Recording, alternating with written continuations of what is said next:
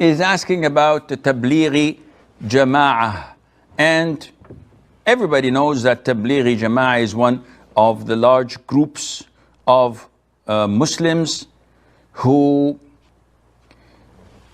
are widely spread in the subcontinent. So India, Pakistan, and Bangladesh, and they have their annual convention in Bangladesh, in Dhaka, if I'm not mistaken. They have a lot of things that are good, and they have a lot of things that are bad.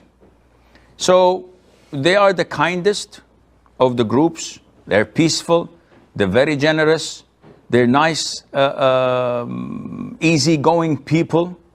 I know a lot of them, and they used to visit me in my home, and we used to talk. They're very kind, very generous. They abide by a lot of the sunnah, such as growing the beard, shortening the thobe, using the miswak, observing salat in the masjid, reciting the Qur'an, making dhikr. All of these things are beautiful in them. However, they have a lot of innovated things, like their 6 usul, depending on Tabligh Nisab, the book, and Fazail al-A'mal, which is filled of innovative and fabricated and weak hadiths. They depend on their self-seclusion with the group. So it is a form of Sufism, where they tend to travel for 3 days a week, 10 days, 40 days, and they go from one place to the other, usually stay at masjids, eat together, sleep together, go visitation between Dhuhr and Asr and Maghrib, or Maghrib and Isha, knocking doors of Muslims, inviting them to come to the masjid, making dhikr. They have also the bayan, where people after Fajr stand up and say that I did so and so and so yesterday, and this happened to me. And some of it is true, and some of it is fabricated, or they tend to lie sometimes in order to draw people to join them. But this is not the norm, but I've seen this. So in essence, they have a lot of good in them, but they don't promote jihad.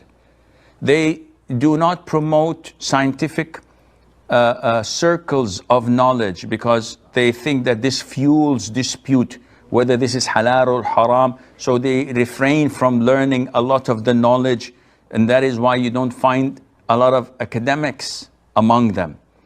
And if you listen to their leaders, all of their tales and hadiths, the vast majority of it are fabricated. They have no knowledge in Sharia, yet they speak, and they're storytellers. In short, as people, they are good. If they visit you, welcome them in, give them food, talk to them, try to draw them a little bit to the sunnah as much as possible. Going out with them is totally not recommended, except for those who have knowledge. So if you are a highly decorated student of knowledge, and they're willing to listen to you, and they invite you to go with them for 3 days, go. In these 3 days, give them da'wah. Infuse them with knowledge of following the sunnah, of the correct aqeedah, of submitting their will to Allah, not to their leadership.